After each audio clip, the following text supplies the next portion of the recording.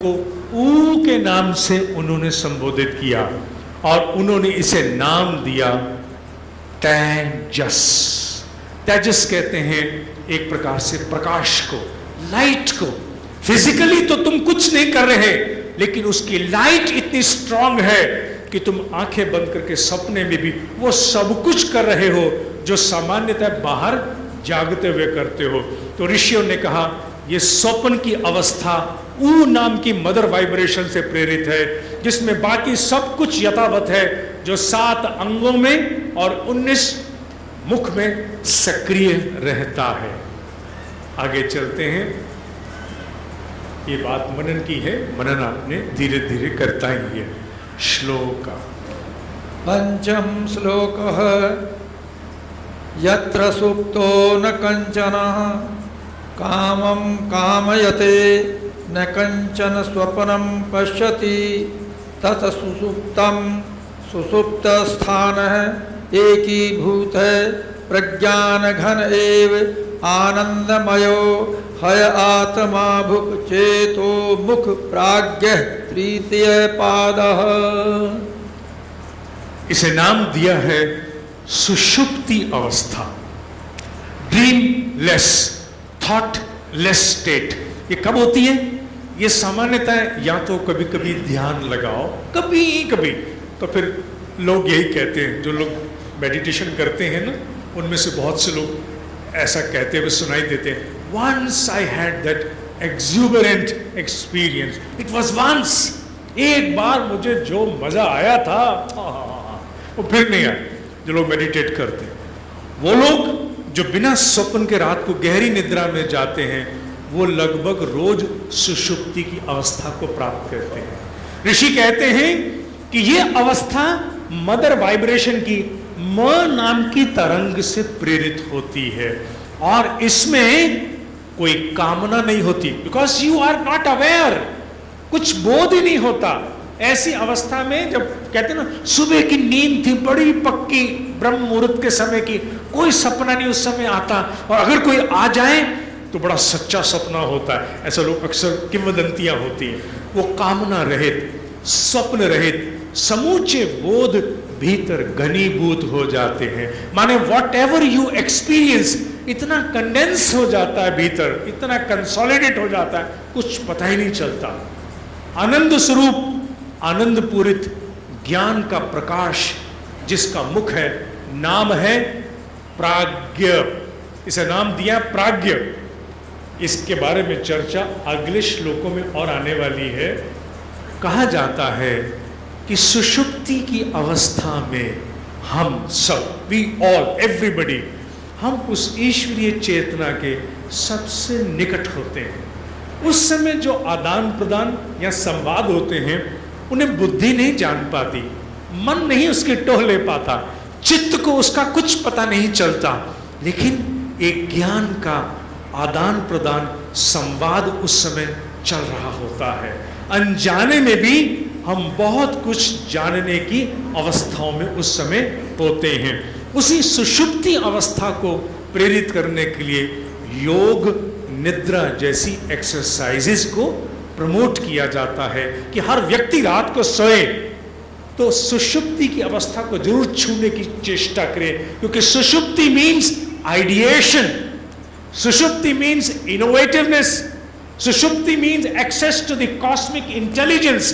उस अवस्था को हम कैसे छू पाए, इसे प्रेरित करने के लिए योग, निद्रा इत्यादि जैसी साधनों को प्रेरित किया जाता है। तो ऋषि कहता है इस अवस्था में ना तो कोई मुख है ना कोई अंग है, वहां पंचभूतों का कोई खेल नहीं, ज्ञानेंद्रियों का, कर्मेंद्रियों का, एनर्जी का कोई लेना देना नहीं है, वहां किसी का हस्तक्षेप नहीं है, वहां केवल आप अस्तित्व बोध में होते हो और वो ईश्वरीय चेतना होती है।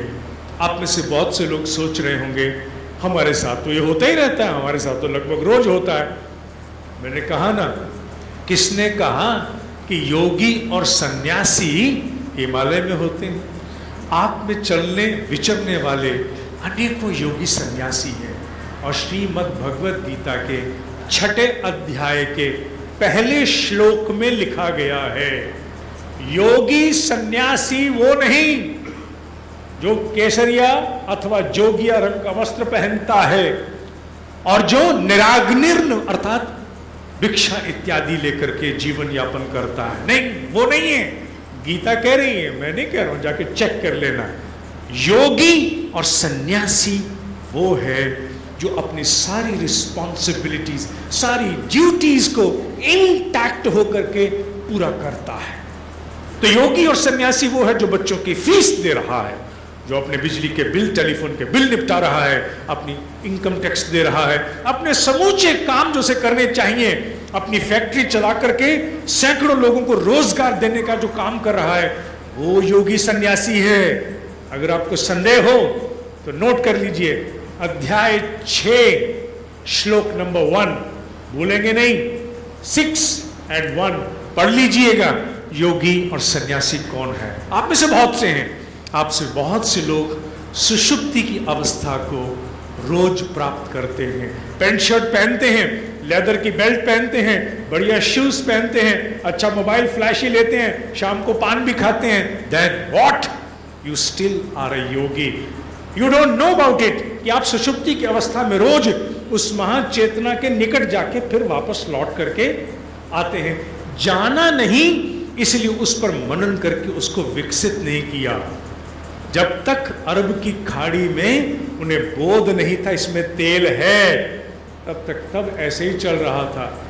125 करोड़ की जनसंख्या वाला राष्ट्र जब तक ये नहीं जानता था कि we behold the largest buying power in the world, तब तक अभिशाप था। किसे ज्ञान था कि यही जनसंख्या आने वाले दिन में it is going to become the major negotiation, the instrument of negotiation with the entire world. कहां कहां मंदिर बनने जा रहे हैं महाराज, आपको तो खबर मुझसे ज्यादा होगी। आइए आगे चलते हैं। Desire free, dreamless, all awareness consolidated with in blissful knowledge as its face, name assigned is prajna. जागृत को नाम दिया था उन्होंने वैश्वानर। स्वप्न को उन्होंने नाम दिए, नाउन, हर नाउन के पीछे एक कारण है, और उन्होंने स्वप्न को नाम दिया। हॉल फुल हो गया क्या? अरे बाबा, अच्छा चलो ठीक है, मैं कह रही। उन्होंने स्वप्न को नाम दिया तेजस, और उन्होंने सुषुप्ति को नाम दिया प्राज्ञ। प्राज्ञ माने भीतर गहरा बोध। हमारे यहां प्रज्ञा शब्द को इस्तेमाल करते हैं हम लोग। गायत्री महामंत्र से जो मनुष्य में विकास होता है, द फार साइटेड विजडम, उसे प्राज्ञ, प्रज्ञा के नाम से ही संबोधित किया जाता है। आइए श्लोक षष्ठम श्लोकः। एष सर्वेश्वरः, एष सर्वज्ञः, एषः अंतर्यामी, एषः योनिः सर्वस्य प्रभाव, अप्ययौ हि भूतानाम्। ये जो मदर वाइब्रेशन है, ये श्लोक इसके लिए प्रयोग किया गया।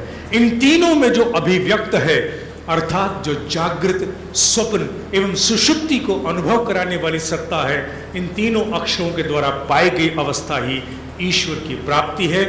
वैश्वानर, तेजस एवं प्राज्ञ के नाम से वर्णित नाम उसी परमात्म सत्ता के ही नाम है। 6 श्लोक हो चुके हैं, टोटल 12 हैं। अभी जो 7वें श्लोक के आसपास से यात्रा शुरू होगी वो है the applied science of Mandukya Upanishad, the real interesting की, जो ब्रेन पोटेंशियलिटी को अनलीश करने के लिए आपको एक टेक्निक भी देगी। आइए आगे बढ़ते हैं, क्योंकि बीच के कुछ श्लोक फिलर श्लोक्स भी हैं। श्लोकः न अन्तः प्रज्ञं न बहिः प्रज्ञं न उभयतः प्रज्ञं न प्रज्ञानघनं न प्रज्ञं न अप्रज्ञं अदृष्टम् अव्यवहार्यम् अग्राह्यम् अलक्षणम् अचिन्तयम् अप्यपदेश्यम् एकात्म प्रत्यसारं प्रपंचोपशमं शांतं शिवम अद्वैत चतुर्थ मन्यते ऐसे आत्मा स विज्ञेय। ये किसकी चर्चा है? ये अमात्रा की चर्चा है, इसकी चर्चा। आ उ और म हो गया। अब श्लोक में इस अमात्रा की चर्चा है, यानी तुर्य अवस्था की। इसको हम ज्यादा समझेंगे नहीं। क्यों? क्योंकि हमारी अवस्था, मैं अपनी बात कर रहा हूं, मेरी अवस्था इस जन्म में अभी ऐसी नहीं है कि मैं तुर्य अवस्था को समझ सकूं। लेकिन इतना मैं जरूर कहूंगा कि ऋषियों ने उस अवस्था को समझाने के लिए जो आत्मा की अवस्था है, परमात्मा के अनुभव की अवस्था है, उन्होंने जो रास्ता ढूंढा है वो नेगेशन का है। नेगेशन माने नकारो, मना करो। इसीलिए उन्होंने परमात्मा को जो नाम दिया वो एक नाम मालूम है क्या है? नेति नेति। नेति नेति माने not this, not this, not this. नेति माने नॉट दिस, नॉट दिस। नेति नेति का ही एक प्रकार से रूपांतरण है।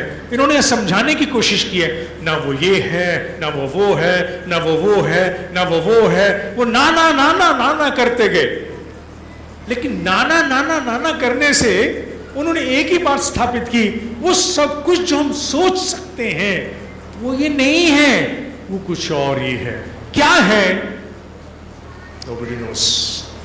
इसीलिए निर्वाण षटकम आदि गुरु शंकराचार्य ने जो रचा था, जिसका प्रशिक्षण हम लोगों ने सृजन में करवाया था, उसमें भी वो एक ही बात कहते हैं कि ना मैं ये हूं, ना मैं वो हूं, ना मैं वो हूं, मैं कुछ और ही हूं। चिदानंद रूप हो शिवोहम शिवोह। It is inexpressible, beyond expression. तो जो बियॉन्ड एक्सप्रेशन है उस पर हम ज्यादा टाइम नहीं लगाएंगे। अगले श्लोक की ओर बढ़ते हैं, और इसीलिए मैंने उसकी व्याख्या में ये 3 डॉट्स लगा दिए हैं। Dot dot dot. वो क्या है? इतना तो पक्का है। क्या है मालूम नहीं है, तो चुप रहना। एक चुप 100 सुख। डॉट डॉट डॉट है श्लोक। अष्टम श्लोक स अयम आत्मा अधि अक्षरम ओंकार अधिमात्रम पादा मात्रा मात्रा च पादा अकार उकार मकार इति। बहुत सुंदर रूप से उन्होंने